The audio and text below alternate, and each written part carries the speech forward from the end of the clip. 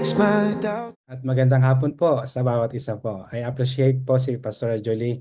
Siya po ay aking mentor. Siya yung isa sang nag-mentor sa akin nung kami nasa youth pa, kabataan pa. At nakita ko yung paglilingkod sa kanya. Minodel niya sa amin kung paano magmahal sa Panginoon. Hindi po yung maglingkod, kundi paano mahalin ng Diyos. So ganun din si Pastor Jonathan. Kaya sila ay tinuturing ko rin na mentor sa aking maliban po kay Pastor Larry. Kaya Pastor Julie, na-appreciate ko po yung katapatan nyo at paglilingkod nyo sa Panginoon. At on behalf po ni Pastor Larry, ay isang magandang hapon po sa bawat isa. Praise God. So, I think tayo ay handa na makinig sa Word of God. Amen ba? Ano na tayo? Ready na tayo? Mayroon na tayong pinggan, sabi ni Pastor Julie. Yung iba siguro ay mangkok o mas malaki pa. Kasi the more we expect ay I believe po, ganun din po tayo pupunuin ng Diyos. Okay? Hindi po ang speaker, hindi po ang pastor. Actually, you can call me Brother Dong lang. Okay, okay lang ako doon. Kasi ako po, ang akin pong ministry actually ay behind the scenes. 'Di ba? Doon lang ako sa likod. Nataon lang ngayon talagang wala sigurong available na mga pastors tayo. Kaya sabi ni Pastor Jonathan, sabi niya, Pastor Dong, baka pwede ka kaysa ano. Sabi ko, okay lang Pastor kahit anong ipagawa niya sa akin. Kaya thank you worship team. Salamat sa inyo minsan pa sa pag-lead sa amin sa pagsamba. We are so blessed at ganun din po yung ating pong mga ushers, mga serve team. Thank you once again. Hallelujah. Praise God. Tayo po yung mag-aaral. Ako po yung magti-teach ng Word of God. I think ito yung series po natin kaya sinusunod ko yung atin pong teaching dito po sa iglesia natin. Okay. Kita niyo po ba yung ating ano? No? Kaway-kaway lang po tayo. Taas ang kamay para hindi tayo makatulog. Okay? Two ways, sabi po doon, to live. Godly wisdom or earthly wisdom. Okay, ito po ay kasunod doon sa atin pong teaching last time. I think ang tinalakay last time yung about sa relationship, di ba? Godly wisdom in relationships. At ito po ay katuloy noon. 'Di ba? Inaksyonan pa natin, umaksyon ba tayo, kumilos ba tayo, gumawa ba tayo ng hakbang doon sa atin pong napakinggan nung nakaraan. 'Di ba? Actually, meron tayong ano doon, sinabi doon na about sa family. Meron ka bang action na ginawa? Ako po, umuwi kami ng Pilipinas 3 weeks 1 week ago, 10 days ago. Dumating na kami 10 days ago. Actually, hindi pa naituro yung teaching po natin na ito, ay mayroong nagtulak sa akin na talagang yung pag-uwi ko na yon ay gawin ko yung isang bagay na talagang alam kong gagawin din ito ni Kristo. Ay yun nga, meron akong family doon na hindi kami maayos yung relationship namin. Kaya sabi ko, uwi ako at whatever it costs, ano man yung maging cost nito, yung price nito, ay gagawin ko ito. Diba? Kasi ako, lingkod ako ng Diyos. Tapos kung meron akong hindi maayos na relationship, especially sa akin pong family, ay hindi po katanggap-tanggap ito sa Panginoon. I believe kahit na ako po ay magpaserko-serko pa, tumbling-tumbling pa ako sa aking pagtuturo o kaya sa aking paglilid, pero meron naman akong ah, relasyon na hindi maayos. I believe hindi po magagalak ang Diyos sa akin. Kaya ako po umuwi. Yun ang aking target. 3 weeks lang kami doon, pero ang aking target ay gawin ko yung pinapagawa ng Diyos. Hindi naman ako ang talagang may kasalanan. Wala naman talaga akong ginawang mali. Di ba? Pero yun ang pinapagawa sa akin ng Diyos. Di ba yung relationship? Kaya nung napakinggan ko ito, nasa Pilipinas ako, wow, sabi ko, God, mabuti na lamang ako'y sumusunod. Di ba? Hindi ko pa man narinig ito pero sinusunod ko yung nice mong ipagawa sa buhay ko. Di ba? Hindi ko kasalanan. Pinuntahan ko na yung aking kuya. Ang kuya ko po ito. na bigyan ko kayo ng konting ano, na hindi kami nagkaroon kami ng hindi pagkakaunawaan. So, sa madaling salita, nagkasamaan kami ng loob. Siya galit siya sa akin, ako masama ang loob ko sa kanya, 'di ba? Pero ito'y it happened 2023, kaya 2 taon mahigit na. At ako sabi ko, wala naman akong ano, pero yun nga, sinasabi sa akin ng Panginoon, gawin mo na yung part mo para ma-restore ang relationship. Okay ba tayo doon? Nag-agree ba tayo doon?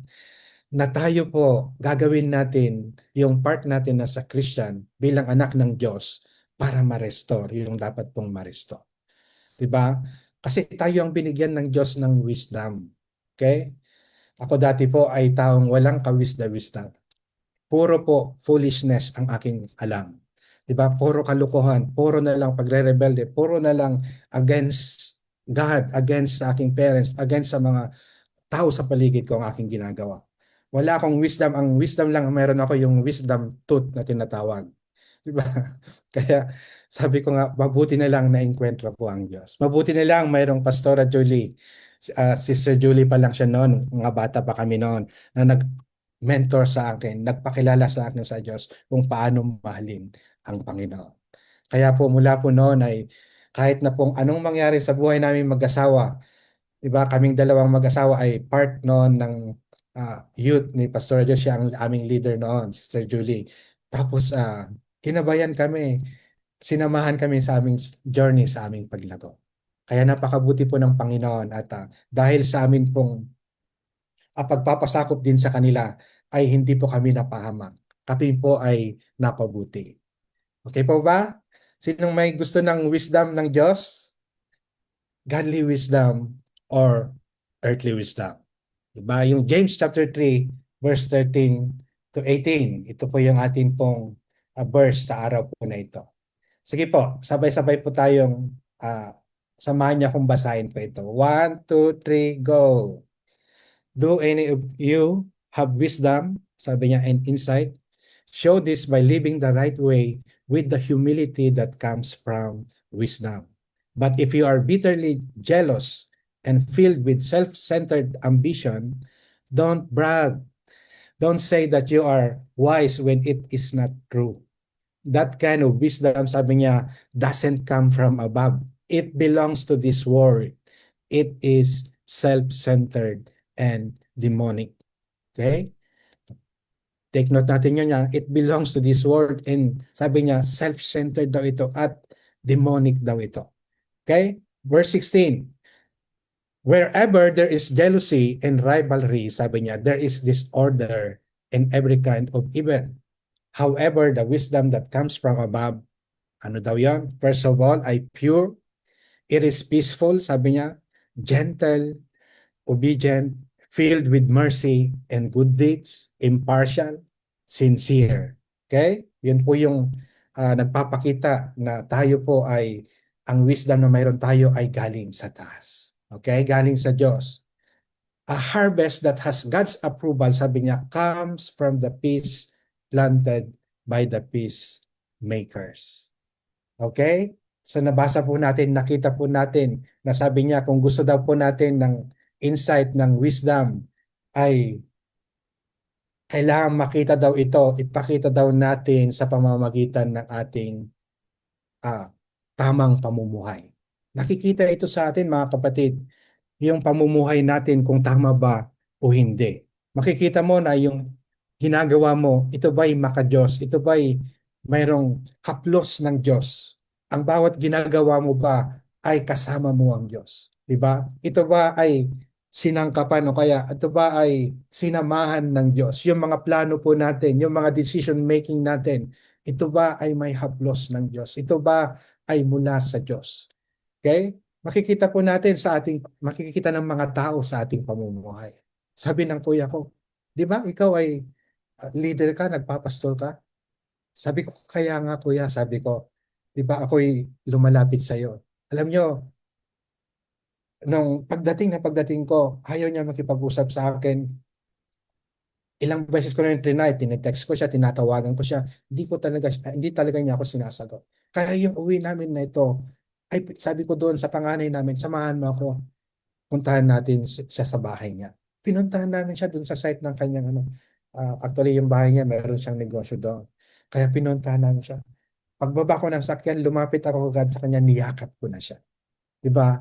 Ako na sabi ko, patawarin mo ako. Kuya, patawarin mo ako. Diba, ano man yung mga pagkakamali ko, ay patawarin mo ako. Diba?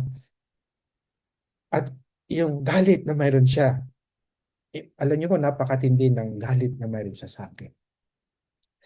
Pero dahil doon sa makita po natin kapag wise tayo, pero kung tayo po ay hindi, kung siguro ako po ay matigas at pumunta ko doon sa bahay niya. Alam niyo po, ang kuya ko, higit na malaki sa akin, higit na malaking katawan at talagang malakas siya. Nung bata pa kami, madalas kaming mag-away. Talagang yung punong ano talaga, yung suntukan namin ay talagang ano. At madalas ako yung aping-api talaga dahil napakalaki niya at malakas siya. Di hamak siyang malakas sa akin. Diba? Kung ako po ay yung wisdom ko lang ang ginamit ko at sabi ko, aba, ako'y ano na, di ba? Ah, hindi mo ako basta-basta, kung gano'n yung aking pananaw, lalaban ako sa'yo kasi medyo malaki na rin ang katawan ko. Di ba?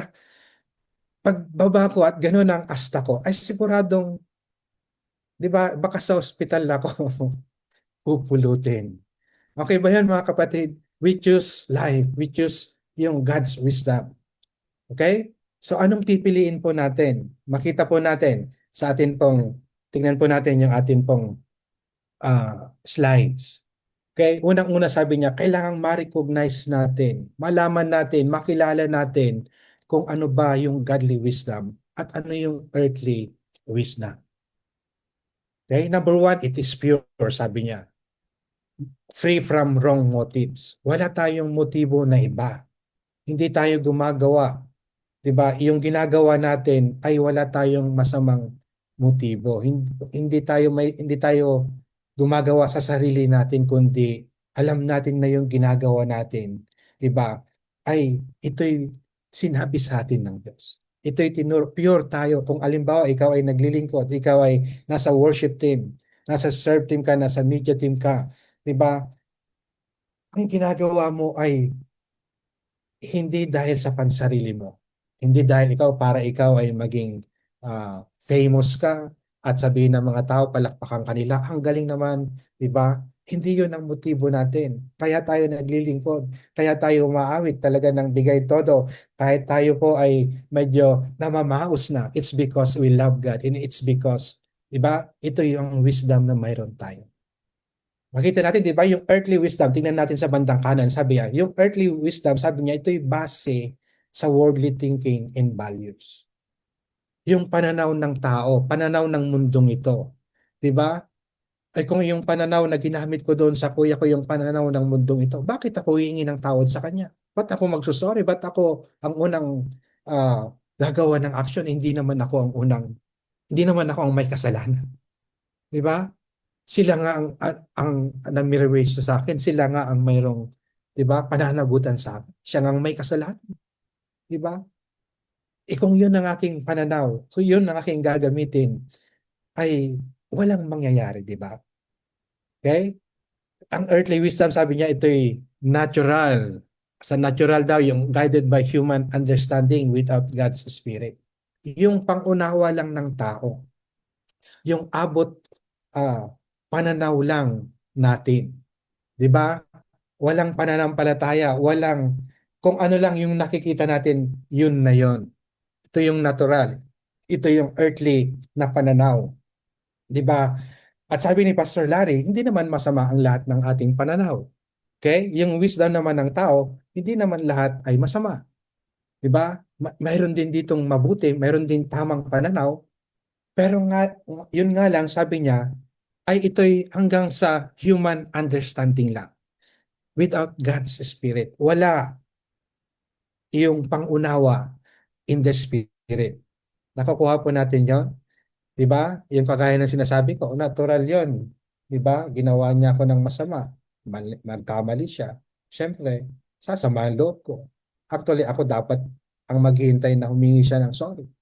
Pero hindi ko hinihintay. Hindi ko yun ang ginawa. Kasi natural yun eh. Earthly thinking yun eh. Earthly wisdom yun eh. Ang gusto po ng Diyos, di ba, ay yung beyond sa ating natural, beyond the earthly wisdom. Kaya meron pa nga yung demonic na tinawag na demonic na wisdom. Di ba ito influenced by Satan or evil spirit, sabi doon. Di ba? Impluensya ito ng masamang espiritu. At nakita natin yun, alam natin yun. 'Di ba? Sa lahat ng krimen, sa lahat ng mga pangyayari na hindi maganda sa mundong ibabaw na ito, ito'y impluwensya, 'di ba, ng masasamang espiritu. Dahil inimpluwensyahan, na-impluwensyahan ng drugs, 'di ba? Na-impluwensyahan ng alak, na-impluwensyahan ng kung ano-anong bisyo, 'di ba? Masama ito, demonic ito. At ito, yung mga wisdom talaga na talagang ano ba 'yun? Scary, yung medyo nakakatakot. 'Di ba yung wisdom talaga na ah, demonyo na ang nagsasabi sa iyo kung anong gagawin mo. Kaya makita niyo po bakit ang isang tao ay papatay siya ng bata. Siya ay uh, matawag dito, mangmomolest siya o kaya gagawa ng isang masama sa kapwa niya samantalang ah, wala namang ginagawang masama sa kanya. Nakita po natin yun, yung demonic wisdom ay ang ginagawa nito ay puro kasamaan. Okay po ba? Ma-recognize po natin. Kaya yung godly wisdom, malalaman mo eh. Promote natin yung kapayapaan, peaceable, sabi niya. Hindi conflict or disunity. Hindi pagkakanya-kanya, hindi pag-aaway-away. Kaya ang promote po ng godly wisdom ay ma-promote ang unity sa church, yung pagkakaisa sa iglesia. Amin ba, mga kapatid? Taas-taas ang kaway para hindi kayo makatulog. Mga ushers, tignan nyo yung natutulog. Singilin nyo sila. Diba? Sa accommodation. Okay? Pinopromote nito, hindi conflict, hindi disunity. Okay? Ang godly wisdom, sabi niya, it's gentle. Okay? Mahinahon, malumanay. Diba? It's kind and considerate. 'Di ba? Kino-consider natin yung iba. Gentle tayo pag nagko-correct tayo, gentle tayo. Okay? Pag nagkamali yung iba, hindi natin sila pinapahiya. Okay? May tamang time ng pagko-correct. 'Di ba? Sabi ni Pastor Larry, may tamang time, may tamang word, at saka yun nga, tama yung ah, timing at tama yung construction natin ng words. Kasi pag nagkamali tayo pag napagbali-baliktad natin yung words, ay pwedeng makasakit ito. Naunawa natin, remember yung ating labi, yung ating dila. Sabi niya ay makapangyarihan ito. Death in life ay nandito sa ating mga labi. Okay ba yan? Kaya kailangan maging gentle tayo. Maging considerate tayo. Okay? Sa pag tayo, may mga SOD graduates na po tayo, naglilid na po kayo ng life group. 'Di ba? Makita natin kung minsan sa ating mga nililid, medyo may matigas na puso, medyo may hindi masunurin, mayroong ay hirap maturuan, di ba? At kung minsan, hindi naman sa lahat ng panahon ay nasa good mood tayo. Hindi naman sa lahat ng panahon ay talagang spirit-filled tayo, spirit-led tayo. May panahon din tayo, nasa bad mood din tayo. Tapos sinabayan pa ng nililid mo, di ba? Pero anong gagawin mo? Di ba? Anong wisdom ang gagamitin natin? Yung godly wisdom o yung earthly wisdom? Okay? Mas maganda, sabi ni Pastor, huwag ka na lang magsalita. Takpan mo na lang yung bibig mo kung ang sasabihin mo ay hindi makaka-lift up sa tao. Okay? Mga kapatid, ang godly wisdom, willing siyang mag-yield. Okay? Magbigay. Ah, ano ba yan? Yung mag-submit. Okay? Kapag kinokorek mo siya, ay okay lang sa kanya. Hindi okay, kundi tinatanggap niya ito. Masakit ang correction, pero tinatanggap ito. Si Tatay Larry po, may mga times nagkakaiyakan talaga kami. Kasi nga, yung correction masakit. Di ba? Yung correction, kung minsan yung pagtatama, yung review, ay masakit dito. Talagang para kang sinasaksak ng matalim na patalim. Parang may, di ba, ng patalim. No? It cuts a knife, sabi ng kanta. Ganun po kasakit pag tayo kinokorek. Especially kapag yun nga, hindi mo nga kasalanan. Di ba? Kasi kami, naglilid kami ng life group. Di ba? Tapos kung minsan, hindi mo naman kasalanan. Tapos, pag, pag pinagharap-harap na kayo, kailangan ikaw ang humingi ng tawad. Ikaw ang magpakumbaba. Ikaw ang, di ba? Kasi leader ka. Di ba? Ay, ang godly wisdom, tinatanggap niya ng may kababaang loob yung correction. Di ba? Marunong siya magsabi ng sorry kahit hindi siya ang may kasalanan. Okay? Full of mercy. Sabi niya, and good fruits. Compassionate and does good. Yun daw yung godly wisdom. Mayroon tayong awa sa tao. Kailangan po nila ang iba, kailangan nila ng mercy, ng awa na nagmumula sa Diyos. Kaya po tayo tumanggap ng biyaya ng Diyos. Natanggap natin yung pagpapatawad ng Panginoon, yung compassion, di ba? Yung compassion ng Diyos ay natanggap natin ito. Para po ito ay maipasa natin sa iba. Di ba? Naging compassionate din tayo sa kanila. Kasi dati, kagaya ko, sabi ko nga, wala nga akong wisdom tooth nga lang ang mayroon ako. Pero ang Diyos, di ba, binigyan niya ako ng wisdom. Binigyan niya ako ng kapatawaran, ng pag-ibig, di ba? Niyakap ako ng Diyos. Eh dati ang buhay ko ay buhay po na talagang makamundo. Ang buhay ko dati, ay hindi mo ako gugustuhin nung araw kung makilala mo ako. Di ba? Ah, kahit nasasabihin mo, kahit pa paano may itsura tong tao na ito, pero hindi mo ako gugustuhin dahil sa aking pag-uugali, dahil sa vision na mayroon ako. 'Di ba? Kahit pa paano ay sasabihin mo, ay mas gusto ko na lang yung ibang kasama kaysa dito. Alam niyo po, ako po ay napakatahimik na tao. Sabi nga nila, I'm a man of few words. Kahit dito po sa Vienna tahimik talaga ako, yun talaga ang aking. Ako po ay, kagaya ni Pastor Larry dati, kami po ay, ang tawag dito, yung, in yeah, yung, kaya naming mabuhay ng ah, nag-iisa lang, nang walang kasama. Introvert. Di ba? At ako, hindi ako masalita. Eh, bakit ka ngayon, Brother Dong, salita ng salita? Eh, kasi po ako ang preacher ngayon. Kaya ako nagsasalita. Pero hanggang ngayon, tahimik pa rin po ako. Kung hindi mo ako tatanungin, madalang akong magsalita. Pero tinuturuan ako, natututo ako sa pamamagitan ng mentoring.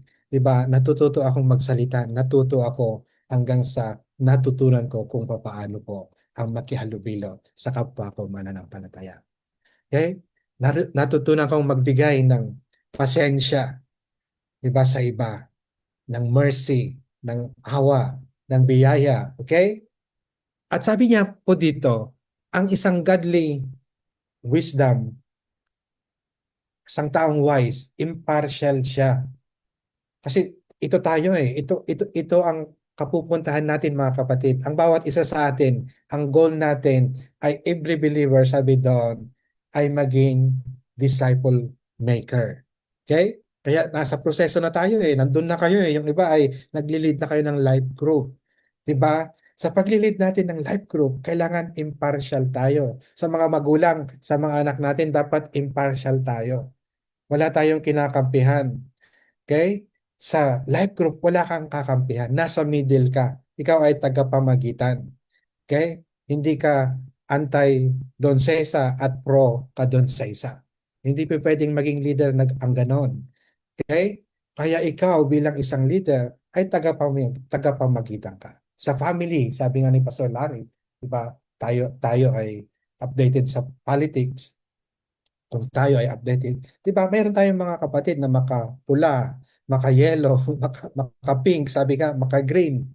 Iba-iba yung kanilang tawag doon, manok ba yan? Di ba? Iba-iba yung ating kandidato. Pero ikaw bilang isang Kristiyano, okay? Bilang isang leader pa, ay dapat wala ka ng pinapanigan. Ang sinasabi na lang ngayon natin ay sa kanila, alam ko ikaw ay makapula, ikaw ay makayelo. pero ako ay wala akong kulay. Okay lang na maka-yellow ka, okay lang na maka-green ka, o kaya maka-red ka, pero ako ay nasa gitna. Dahil family tayo, ayaw kong magkaroon tayo no, ng hindi pagkakaunawan dahil lang sa mga politicians. Wala naman silang ano, na itutulong sa buhay natin. Di ba? Mayroon bang politician? Sila bang nagpapakain sa atin, bumubuhay sa atin? Di ba? Hindi naman eh. Tuwing election lang yan, pag ano, mamimigay sila ng ah, kakarampot na pera. Diba? Tapos 6 years ka na naman magsasuffer. Ganun yun eh. Bibigyan kayo ng ano, na hindi naman galing sa kanilang bulsa. Ito yung galing naman sa kanilang. Diba? Hindi naman siguro lahat at hindi natin lalahatin. Pero majority, kapag nasa politics, sila yung mga nakaupo sa position, sila po ay, diba? Hindi naman pera nila ang kanilang ginagamit. Amen po. Okay? Earthly wisdom and heavenly wisdom. Ang origin ng earthly wisdom, sabi niya, ito hindi galing sa taas, hindi galing sa Diyos ito. Ito'y earthly. Ibig sabihin, yung wisdom na ito ay galing lamang dito sa mundong ibabaw na ito. Unspiritual, demonic, yun daw ang origin ng earthly wisdom. Pero ang heavenly wisdom, galing ito sa taas. Sabihin mo sa kapatid mo, ang godly wisdom ay galing sa taas. Okay? Hindi yung katabi mo katabihan mo siya. Ang godly wisdom ay galing sa taas. Okay? Ito po yung katangian ng godly wisdom at saka earthly wisdom. Pag earthly wisdom, bitter ka. Diba? Ito yung mga katangian niyan. Tapos, envy, sabi doon, yung mainggitin. Okay? Mayroon tayong selfish ambition. Kita natin yun? Makita mo na kagad eh. Ma-differentiate mo na eh. Ito yung mga katangian kapag ang isang tao mainggitin yan. Diba? Mapait yan, maraming ampalaya sa buhay. Diba? Ay, ano yan? uh, Earthly wisdom mayroon yan. Diba? Tapos yung kanyang ambition, yung kanyang mga goal ay puro lang pansarili niya. Ito ay earthly wisdom. Ito. Pero yung from above, yung katangian, sabi niya doon, ay pure ito, puro ito, di ba? Uh, Peaceful, peaceable, okay? Mapayapa, gently, gentle siya, willing to yield, magpasakop, full of mercy and good fruit. Sabi po dito. Walang kinikilingan at wala pong pagkukunyari. Walang hypocrisy. Kaya makita natin yon. Ito yung wisdom na mayroon sa Diyos. Okay? Kaya pakanasain po natin. Ito po yung dalawang ways para mamuhay po tayo. It's either we have the earthly wisdom or yung godly wisdom. Amen po. Okay? Yung result po nito, kapag ikaw ay may earthly wisdom ka, nag-create tayo ng confusion sa church, sa family, sa life group. Now, ang resulta nito ay kasamaan. Walang magandang result ito. Okay? Samantalang sabi doon sa heavenly wisdom, the fruit or harvest of righteousness. Okay? Mayroong prutas ng righteousness. Hallelujah. Pwede pa natin sabihin, hallelujah.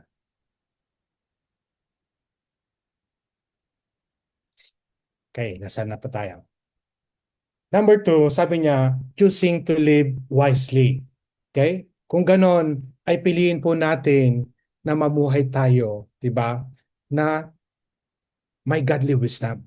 Piliin natin yon. Kasi kung earthly wisdom ang pipiliin mo, kapahama ka nito. Samantalang kung kapag ito'y godly wisdom, makikita po natin dito na magiging maayos, magiging mabunga tayo, magiging matagumpay tayo. Okay? At sabi niya po dito, the fear of the Lord is the beginning of wisdom. Okay, sa Proverbs chapter 9 verse 10, the fear of the Lord is the beginning of wisdom and the knowledge of the Holy One is understanding. Okay? Nagsisimula ang godly wisdom sa pagkatakot sa Diyos. Okay? Yung paggalang, reverence natin sa ating Diyos. Kaya hindi yung takot na parang takot sa multo, kundi yung takot natin na gumawa tayo ng kasalanan, yung takot natin na masaktan natin, umapighati natin ang ating Diyos. Kaya na takot kang gumawa ng kasalanan, takot kang gumawa ng bagay na alam mong hindi makakapagbigay, 'di ba, ng kagalakan ito sa Diyos. Amen po ba? Alam natin na hindi mapiplease si Lord ito. Yun yung takot na sinasabi dito. At yung pagsisimula ng karunungan na yon, sabi niya, ay yun nga, yung pagkilala sa banal na Diyos, the knowledge of the Holy One, no? Ay dito po nabubuo yung atin pong pangunawa. Kaya nabubuksan yung ating pangunawa. Ah, ganun pala.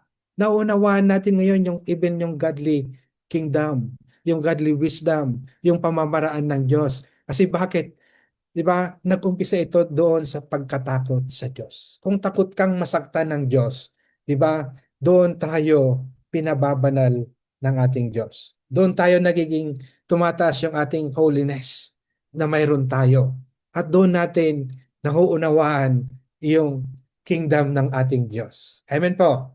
Tingnan niyo po, sabi ni Job, and to man he said, behold the fear of the Lord, that is wisdom. Okay? Behold, sabi niya, the fear of the Lord, ito ay wisdom. And to depart from evil is understanding. Okay, yung may pangunawa, departing from evil, ang sinasabi niya doon, 'di ba? Nakikilala mo si Kristo, the more nakikilala mo ang Diyos, the more na nararanasan mo ang Diyos, 'di ba? Ay nalalaman mo ang tama at mali. Nagkakaroon ka ng wisdom at nagkakaroon tayo ng pangunawa. Amen po ba? No? Nagkakaroon tayo ng understanding. Okay? Kapag tayo po, umiiwas po tayo doon sa paggawa ng hindi mabuti. Okay? Yung evil doings. Amen po ba? At sabi po niya dito, okay? Yung Proverbs 9:8, chapter 9, verse 8 to 9, sabi po niya dito, do not speak strong words to a man who laughs at the truth. Okay? Huwag daw tayong, sabi niya, punahin mo ang mapangutya at magagalit pa sa iyo. Ngunit payuhan mo ang matalino at iibigin ka nito. No? Tingnan natin yan. Give teachings to a wise man and he will even, sabi niya, be even wiser. Kaya makita natin dito, kung gusto mo maging wise, di ba? Alam mo na ang isang tao ay wise. Alam mo na kung gusto mong maging wise. Di ba? Kung ano yung gagawin mo. 'Di ba? Kung ikaw ay kinokorek, kung ikaw ay tinuturuan, 'di ba? Ay gusto mo ito. Natututo ka, 'di ba? Sabi ng boss ko. Kasi ako kahit papano, marunong ako sa computer. Sabi ng boss ko dati, meron ako naging boss. Sa finance kasi ako nagtatrabaho dati. Tapos sabi ng boss ko sa akin, ito yung kanyang binitawang salita. Ako ay marunong ako sa computer. Lagi naman niya akong ina-appreciate, pinupuri niya ako. At one time, sabi niya, meron siyang pinagawa sa akin, sabi ko, uh, I will see, sir. Sabi ko, titingnan ko. Yes, I will see. Kung kaya ko bang gawin. Alam mo, sinabi niya sa akin, what you know. But what you don't know, you do not know. Anong ibig niya sabihin doon?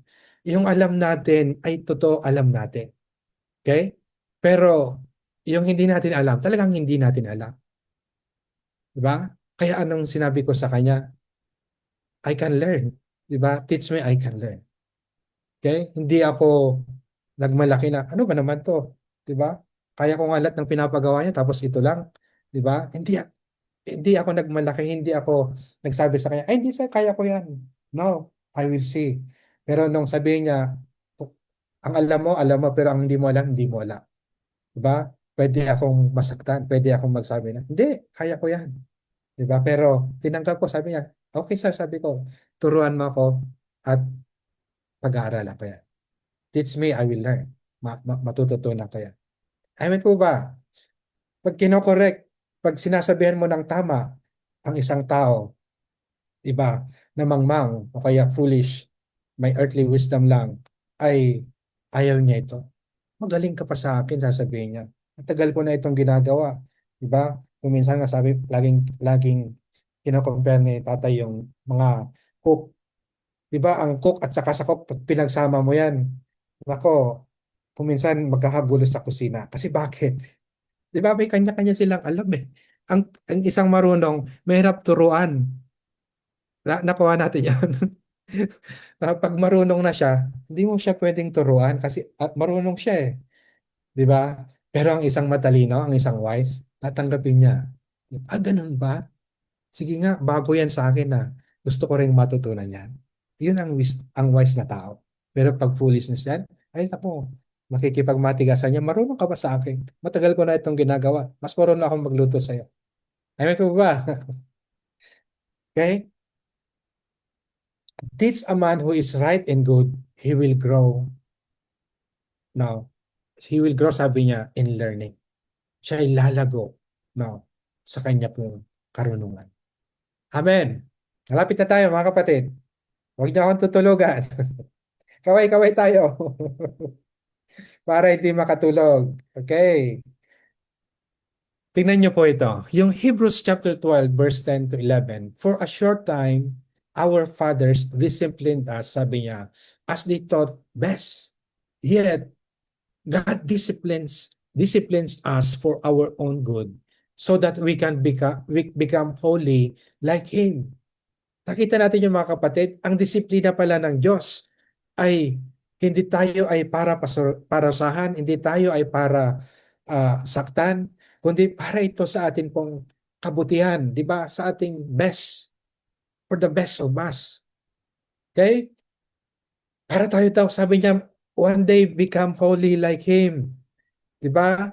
Ito po yung pinaka-goal ng Diyos, pinaka-purpose ng Diyos kung bakit tayo dumadaan sa marami pong testing, dumaraan sa maraming pagtuturo, dumaraan sa maraming even correction, rebuking. It's because God wants us to be holy. Kung tatanggapin natin yung pagko-correct sa atin, even ng Diyos, 'di ba? Ay lalago tayo, tatalino tayo, magiging wise tayo. 'Di ba? We don't enjoy being disciplined. Di ba? Sabi ko nga dati kay Tatay Larry, meron kaming hindi pagkakaunawahan. Di ba? Ang sama-sama talaga ng loob. Masakit talaga. Oh, pero talagang tatanggapin ko kasi bakit? Pagtuturo yun eh. Okay?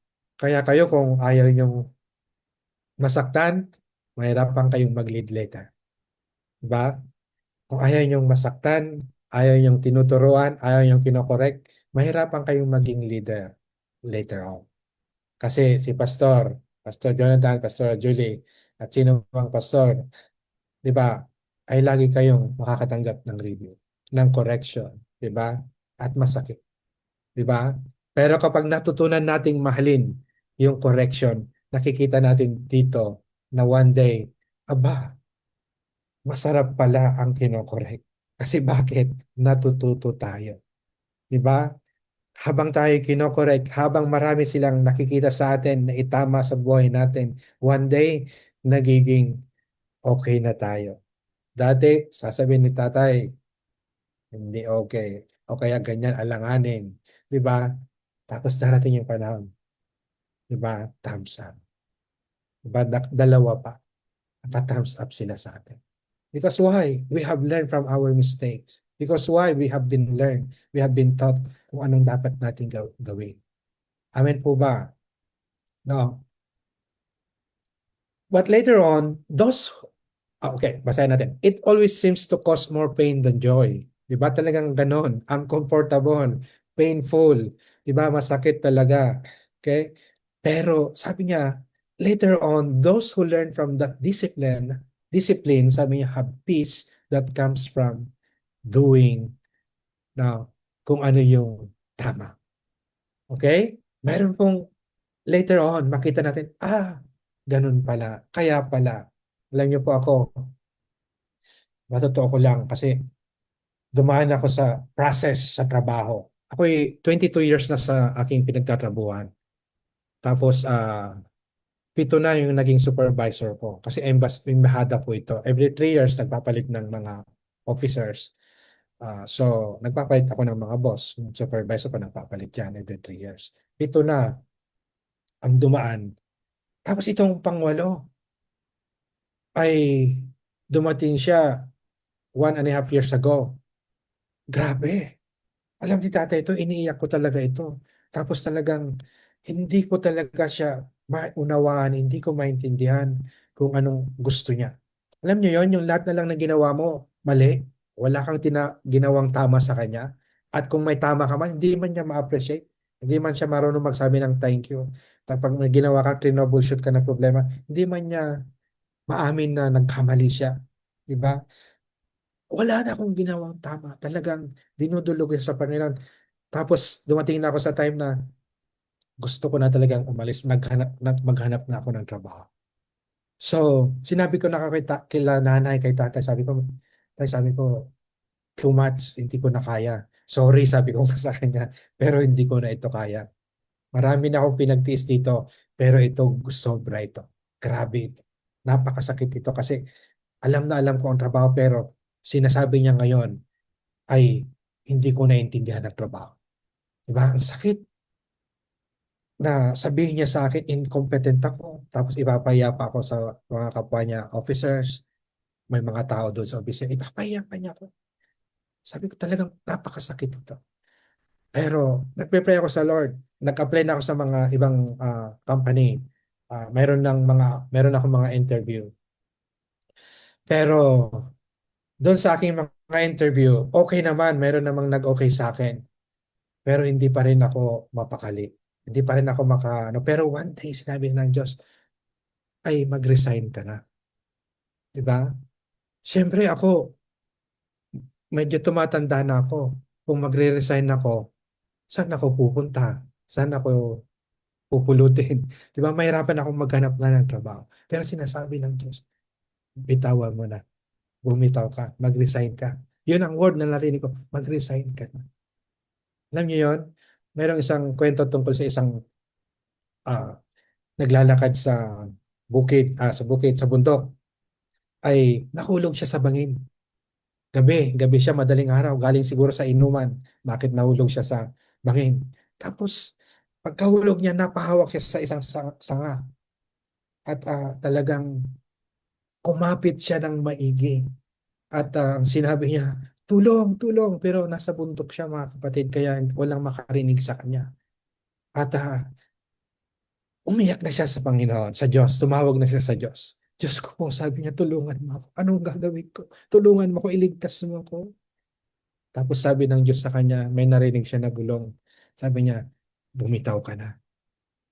Sabi niya, lalo siyang yumakap sa sanga kasi kung bumitaw siya, di ba, mababagsak siya. Sabi niya, hindi, hindi Lord, sabi niya, kung bibitaw ako, mamamatay ako. Sabi niya, hindi, sabi ng Diyos sa kanya, bumitaw ka na. Ayaw bumitaw. Kaya kumapit siya, talagang yumakap siya sa sanga, talagang ngawit na siya, pagod na siya, hanggang sumapit po ang bukang liwayway. At nang tumingin siya sa baba, ang ang distance na lang niya sa baba, isang dangkal na lang. Di ba? Ito na lang. Isang dangkal na lang. Sorry po.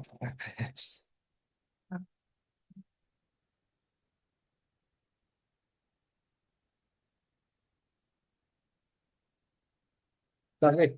May dogs po kasi kami dito sa bahay. Thank you. Di ba? Isang dangkal na lang pala ay ano na, nasa lupa na siya. Pero when ganun ako, nagpalipas pa ako ng 1.5 years bago ako naglakas loob na mag-resign. Kaya nung one day, nasa opisina ako ng boss ko na yon, ay gumagawa ako, ang dami kong trabaho. Tapos nagpaalam ako, gusto ko lang magbakasyon. Sinabi niya naman ito, allowed ako magbakasyon ng 10 days every month. Kasi naipunan ako ng bakasyon eh. Sa time na yan, nagpaalam ako, sabi niya, wala, hindi ko pipirma yan, wala akong pipirma hanggat di mo tinatapos ang trabaho. Yan yung time, napapunta ako ng mission sa Greece. Pinadala ako ni Pastor doon ng 3 weeks. 3 weeks doon. At nagpaalam ako, hindi ako binigyan. Kaya sabi ko, nag-say yes na ako kay Nanay Marlene na, oo, Sabi ko, Nay, pupunta ako. Sabi ko, ngayon, sabi ng boss ko, hindi ka pwedeng umalis. Tatapusin mo yan. Yun yung time na nagtulak sa akin na mag-resign. So pumunta ako doon sa opisina ng admin namin. Sabi ko, Sir, I'm so sorry, but I have to leave. Sabi ko sa kanya, I will leave now the embassy. Magpapaalam na ako, I'm resigning from yung aking office as a accounts assistant. Sabi sa akin ng admin namin, no, no, no, no, no, no. Sabi niya, hindi ka aalis. Sabi niya, "Ah, kung gusto mo, sabi niya, ilipat ka lang namin ng ibang department. Diba? Sabi ko kung pwede. Sabi niya, hindi, oh. Sabi ko, dito ka sa akin magtrabaho, sabi niya, yung admin namin, yung admin officer. Dito ka, bakit ka aalis? Sabi niya, dito ka lumipat sa amin. Ganun nakita ko yun, no? Yung kwento tungkol doon sa nahulog sa bangin na ang yakap ay dahil bakit? Kung minsan marami tayong bagay na hindi natin mabitawan. Dahil kung minsan ay nakakling tayo, siyempre, kagaya ko, siyempre, ang hirap kong bitawan kasi malaki ang bigay sa akin doon. Kung lilipat ako, kalahati lang ang pinaka-most na pwedeng ibigay i-offer sa akin na sweldo sa iba. Mag-start ako sa panibagong level. Kaya ang hirap kong bitawan. Pero nung aking bitawan ito, di ba? Sabi sa akin ng Diyos, nakita mo na? Di ba? Nagpakahirap-hirap ka pa. Isa't kalahating taon kang naghintay na halos araw-araw, imbierna ang buhay mo. Halos araw-araw. Di ba? Talagang araw-araw po. Nakasimangot ang aking pagpasok ko pa lang sa opisina, nakasimangot na yan. Tapos sasabihin na agad, trabaho na agad, start na agad. Pero yung trabaho ko ngayon, di ba? Paupo-upo lang ako. Halos wala akong ginagawa. Ang aking ginagawa ngayon ay ah, mag-compose lang ng mga memorandum ng ano para i-approve lang ng ambassador. Yun lang. Ngayon, uso na ngayon yung AI, di ba? Mag, ano ka na lang, mag-command ka na lang sa AI, gagawa na siya para sa'yo. Kaya sabi ng amo ko, ang bilis mo namang gumawa. Hindi ko sinasabi na AI ang gumagawa, syempre. Di ba? Kasi yung sekretarya niya dati, kalahating araw, maghapon yung isang memorandum lang na ginagawa. Ang daming correction, ang daming. Syempre, gamitin natin ang technology para mapabilis ang trabaho. I mean po, yun po yung wisdom na binigay sa atin ng Diyos, na binigay sa akin ng Diyos. Na kung sumunod na ako noon pa, matagal nang sinasabi sa akin, bumitaw ka na. Hindi ko talaga mabitaw-bitaw kasi sabi ko, okay naman yung pasweldo ko dito. Dito ko lahat, di ba, pinalaki ang aking mga anak dito. Ang asawa ko hindi ko pinagtrabaho kasi enough naman sa amin yung sweldo na ito. At yun yung mahirap bitawan. Okay? At sa atin, alam ko, marami sa atin na hindi natin mabitawan. Maaring part-time yan, maraming trabaho yan, maaring bisyo yan, maaring relationship yan. Diba? Maaring kasalanan yan. Hindi natin mabitawan. Kaya tuloy, nagsasuffer tayo. Okay? Ang bunga lamang po ng ating earthly wisdom, ito'y kapahamakan lamang. Ang bunga ng ating earthly wisdom, ito'y pain lang ang idudulot sa atin nito. Mahirapan lang tayo. Kaya bumitaw ka na sa sanga, kapatid. Sabihin mo sa katabi, bumitaw ka na kasi. Bitawan mo na yan. Okay? With love nating sabihin sa ating kapatid. Diba? Maaring hindi naman siya yan eh. Pero gusto ko lang malaman kahit sa ating sarili, sabihin natin, bibitaw na ako. Okay? So, ito na po. Malapit na tayo. 5 minutes na lang. My child, don't turn away or become bitter when the Lord corrects you. The Lord corrects everyone He loves. Just as parents, sabi niya, correct a child they dearly love. Diba? Ganun po ang Diyos. Kinokorek niya. Tayo nga, mga magulang, kinokorek natin yung anak natin. Tayo nga, diba? Hindi naman tayo perfect. Diba tayo nga, nung tayo mga kabataan, diba? Nung tayo hindi pa nakakilala kay Kristo, tayo nga. Sabihin mo nga, ako nga. Ako nga eh. Diba? Eh, ganun din dati. Kaya, tingnan natin kapag kinokorek tayo, alam natin ito. Nung tayo kinokorek ng magulang natin, di ba, sinasabi na sa atin kung anong tama, halos ayaw nating pakinggan ito. Di ba? Kaya ako po, hindi ako nakatapos actually ng college eh. Dahil ako ay rebelding anak, ako ay pasaway, talagang namuhay ako sa bisyo lang. gusto ko lang gawin, yung wisdom na mayroon ako. Yun na lang, yung wisdom tooth. Yun na lang ang ginamit ko sa aking buhay. Wala pa si Kristo eh. Pero nakilala ko si Kristo, mabuti na lang. Kahit hindi ako, sabi ko, hindi ako aral, kahit hindi ako ah, nakatapos, wala akong degree. Pero pwede pa rin akong gamitin ng Diyos. Amen? Hindi po sukatan yung wisdom ng mundong ito pagdating po sa kingdom ng Diyos. Amen po ba? Pwede pa rin tayo kahit walang kwenta ka na, basura ka na, kahit ikaw ay tinakwil na ng maraming tao. Pero pwede ka pa rin gamitin ng Diyos. Pero magpa-correct tayo. Ngayon, halimbawa, bagong Kristiyano ka pa lang. Diba, huwag kang basta-basta masaktan kapag sinasabihan ka ng leader mo, ay, wag naman yan ang isuot mo, sis. Diba, kapatid? Mahal kita sa Panginoon, pero kita ang kaluluwa mo dyan. Diba? Hindi nakakalugod yan sa Diyos. Makakatiso dyan sa mga kapatiran. Diba, pag kinorek naman tayo, diba, nang may pagmamahal naman, magpa-correct na tayo. Kasi tayo rin naman ang lalay. Para sa atin naman yon. Di ba, mga kapatid? Taas ang kamay. Baka makatulog kayo eh. Okay. Maliit lang po yung screen ko. Ganito lang, oh. Yung kayo malaki. Ako, konti lang. Para kayong mga langgam ba? Kaya, pag hindi kayo kumilos, nagtaas ng kamay, hindi ko kayo napapansin kumikilos. Kaya, wag nating masamain. Wag tayo maging bitter. Wag tayo maging ano kapag tayo kinokorek. Masakit, mapait, pero pagdating ng panahon, masarap pala. Okay? Kita mo po yung earthly wisdom. Tingnan nyo. Parang credit card ang earthly wisdom eh. Yung enjoy now, tapos pay later. Pero ang godly wisdom ay uh, pay now, pero enjoy later. Okay? Nakita natin yon. Pay now, pagbayaran mo muna yung pain. No pain, no gain, sabihin mo sa katabi mo. Kung hindi masakit ito, wala pa. Hindi pa ito, ah, hindi ka pa magkakaroon ng gain. I mean po ba, kaya yung mga nagtitrain, ano dyan, bodybuilding, di ba? Nasabihin nila sa'yo, no pain, no gain. Di ba? Kung hindi sila talagang hanggang sa sumakit ito, kanilang mga muscles, di ba, ay hindi mag-gain ito. Kailangan nilang puwersahin. Ibig sabihin, kailangan nilang i-train. Di ba? Hanggang maramdaman nila na medyo may pain na, may sumasakit na. Di ba? Di ba? Doon pa lang mag-start mag-gain ang kanilang mga muscles. Amin po ba? At ganun din po ang nais ng Diyos sa bawat isa po sa atin. Ano bang reaction na? The wise and the foolish, sabi niya, makita natin sa everyday life, sa mga practical situations, makita natin kapag kinukorek yung wise, nakikinig siya, natututo siya. Amen po ba? Tapos, yung foolish naman, nagiging defensive siya. Yung, hindi ako yan. O kaya yung, ah, pag kinokorek mo siya, hindi naman okay naman ako diba? Napansin ko yata, Brad, madalang ka nang pumunta sa Bible study. Hindi hindi naman ako nakakalimot sa Diyos. Diba? Mayroon siyang defense. Diba? Hindi naman ako nakakalimot sa Diyos. Nagbabasa naman ako, nagpe-pray naman ako. Okay?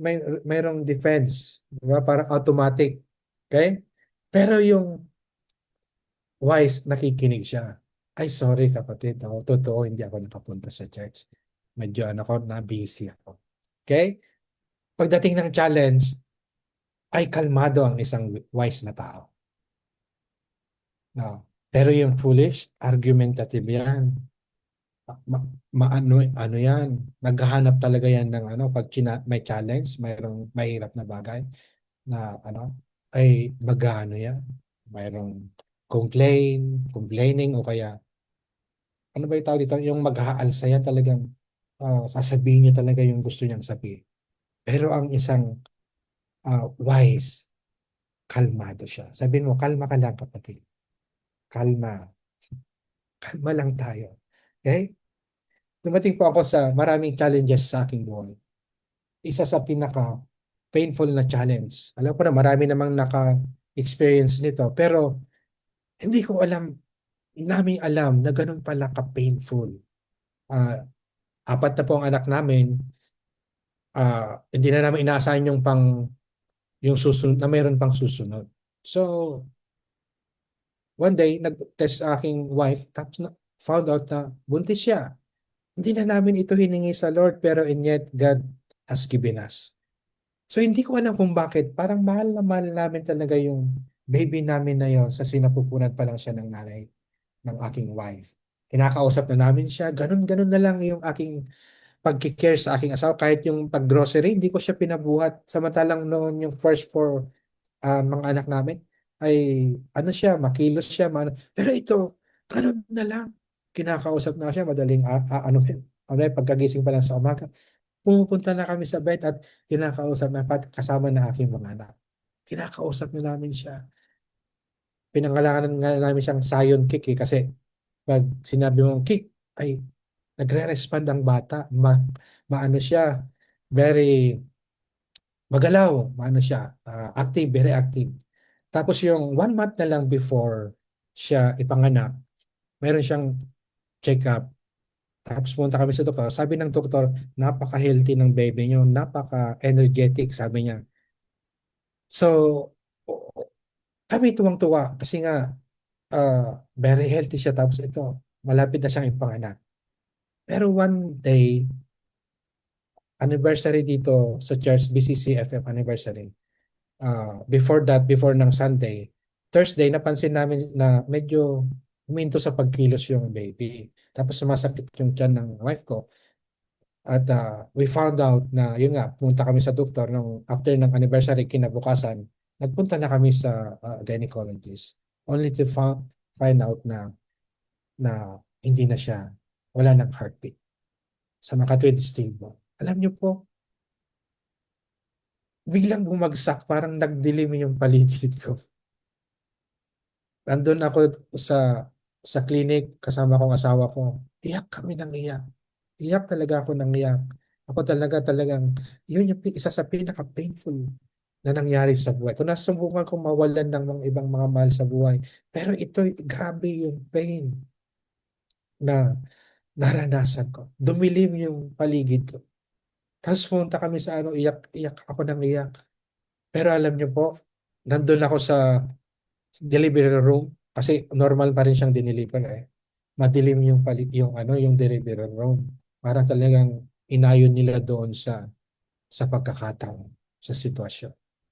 Kaya ako iyak ako nang iyak sa Panginoon. Pero alam niyo, iniiyak ko sa Lord, kumakanta ko yung alam kong may magagawa ang Diyos. Tapos yung Waymaker, kinakanta namin yun, inaawit namin ng mga anak ko. Talagang iyak, iyak kami ng iyak. Pero and yet, yung panalangin namin na Lord, mabuhay naman sana, magkaroon naman sana ng hininga. Mag-miracle ka sana. Pero wala kaming natanggap na sagot ng Diyos. Diba? To make it short, ay wala talaga. Diba? Pero alam nyo, sabi ko kay Tatay Larry, when the time, nang dumating ang panahon, sa kanyang parang memorial service, ano lang, kasi hindi naman siya, talagang stillborn siya pinanganak. Nag-gather lang ang church as a family. At sinabi ko kay tatay na kasi ang tanong ng Diyos ito ang tanong sa akin ng Diyos Now, what? Ngayon, ano? Ano ngayon? Diba? Kasi ako, sabi ko, pwede kong sabihin sa Diyos, Lord, anong pagkukulang ko? Buong buhay ko binigay ko sa iyo, naglingkod ako sa iyo, diba? Totoo, hindi naman ako perfecto, pero binigay ko yung the best ko para paglingkuran ka. Diba? And ang sagot sa akin ng Diyos, now what? Diba? Pero yun, ako na-born again 30 years ago. At yung kanta na ito ay tandang-tanda ko pa. Yung I'll obey and trust you, I'll obey because I love you. I'll obey. Diba? Na, kahit na anong maya, if it's the way sabi niya, to prove my love, and then, if it costs me everything, I will obey. Parang sinabi sa akin ng Diyos, na what? Lord, sabi ko, hindi ito ang maghiwalay sa pag-ibig ko sa iyo. Diba? Nasaktan ako, malungkot ako, pero maglilingkod ako lalo sa iyo. The more akong maglilingkod sa time ng challenge na ito, I will serve you more. I will love you. Amen po ba? Na tayo kapag challenge tayo, mayroon tayong pipiliin. Either magalit ako sa Diyos Either sumbatan mo ang Diyos. Di ba? Marami akong paglilingkod. Bakit ganito? Di ba? Pero hindi, sabi ko, Lord, di ba, mamahalin kita lalo, paglilingkuran kita lalo. Amen po. Ang isang wise na tao, kapag nakakita siya ng iba na nagtatagumpay, dapat nagre-rejoice din tayo. Kaya hindi tayo nahihinggit kasi yun yung foolish eh, nahihinggit siya. Sa making decision, sabi niya, naghahanap muna tayo ng wisdom sa Diyos. Lord, anong gagawin ko sa sitwasyon na ito? Halimbawa, may conflict sa family. Diba?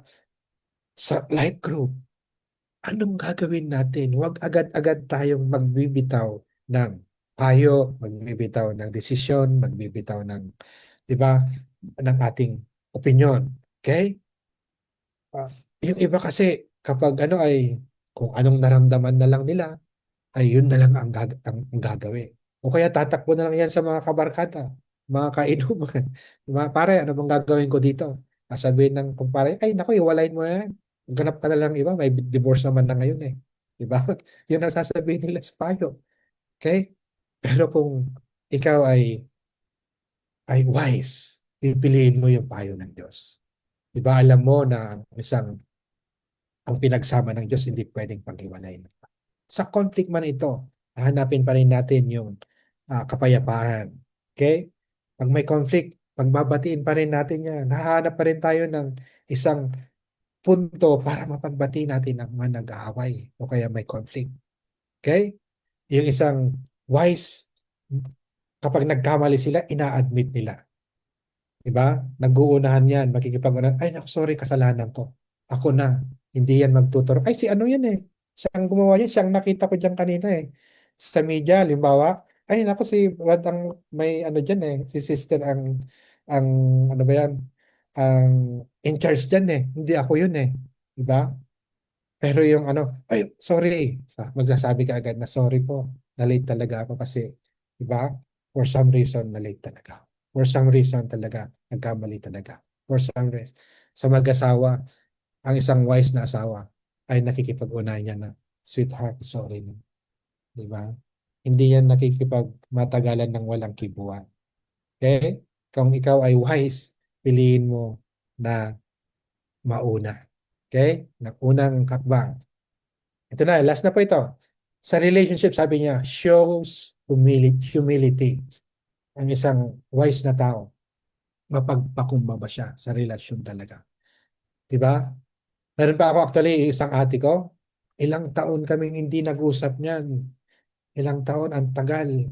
Pero alam, kahit hindi ako ang naunang nakagawa ng mali, ay ano na talaga, ginawa ko na yung part ko. Diba? Unti-unti, tinitext ko yan palagi. Sabi ko, sister, kumusta ka na? Mahal kita, pinag-prepare kita. Patawarin mo ako sa lahat ng aking. Ganun ang ginagawa ko. Hindi siya sumasagot. Ang tagal, ilang taon yan. Until one day, sumagot siya sa akin. Amen? Di ba? Sa mundo foolishness ito, bakit mo gagawin yan, brother Dong? Bakit mo ikaw na lang ginawa ng masama? Ikaw na lang ano, tapos ikaw pa ang magsisay sorry. Kung alam mo lang, pastor, di ba? Kasi yung iba sa atin, kung anong ginawa niyan sa akin, sinaksak niya ng kutsilyo ang puso ko niyan. Di ba? Tinaktakan niya ng Ajinomoto tapos pinakain pa sa aso. Di ba? Nakita po natin yan. Okay? So makikita po natin yung godly wisdom is revealed not merely by what we say but by how we respond and live. Pwede po ba tayong tumayo? Okay? Mag-end na po tayo. Gusto ko po. Anyayahan po ang bawat isa. Mayroong magkapatid po. Mag-end po ako sa isang maikling kwento. Dalawang bata, magkuya. Sabi ng isang nakababatang kuya, ay nakakababatang kapatid. Kuya, sabi niya, halika, puntahan natin si tatay. Sabi niya, nakita mo ito? Sabi niya, yung hawak ko. Ibon ito. Yung bagong silang ay bagong pisa na ibon. Pipit. Ano pa, maliit. Ano pa lang. Kapipisa pa lang.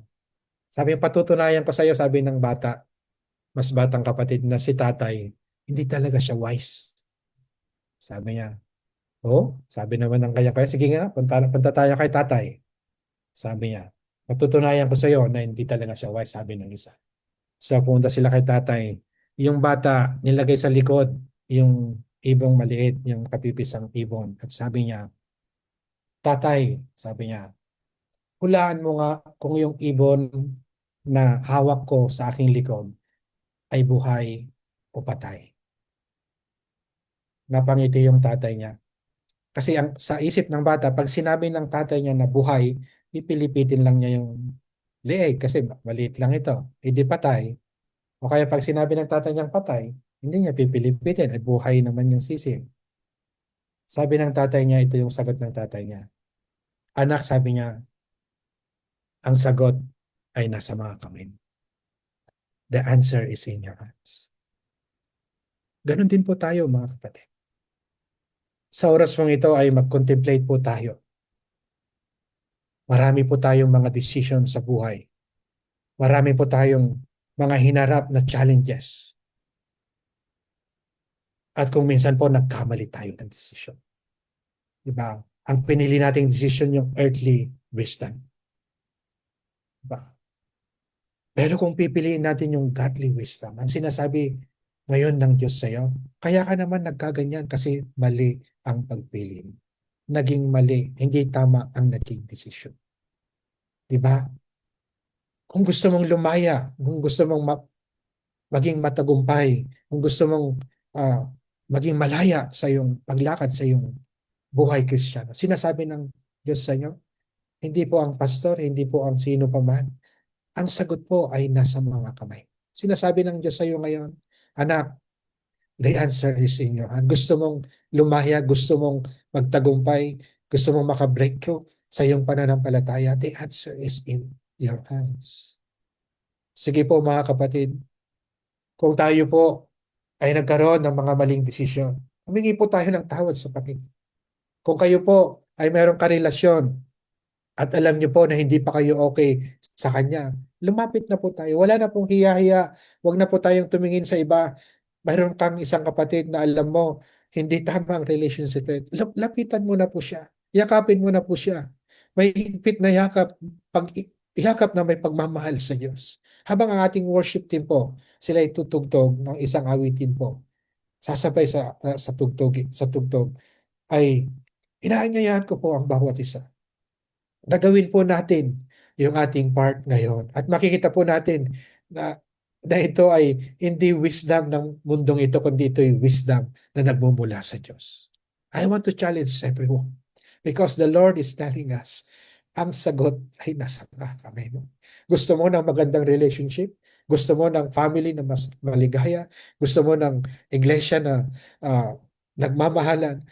The answer is in your hands. Nasa mga kamay mo, mga kapatid. Coffee cold, my heart worn out.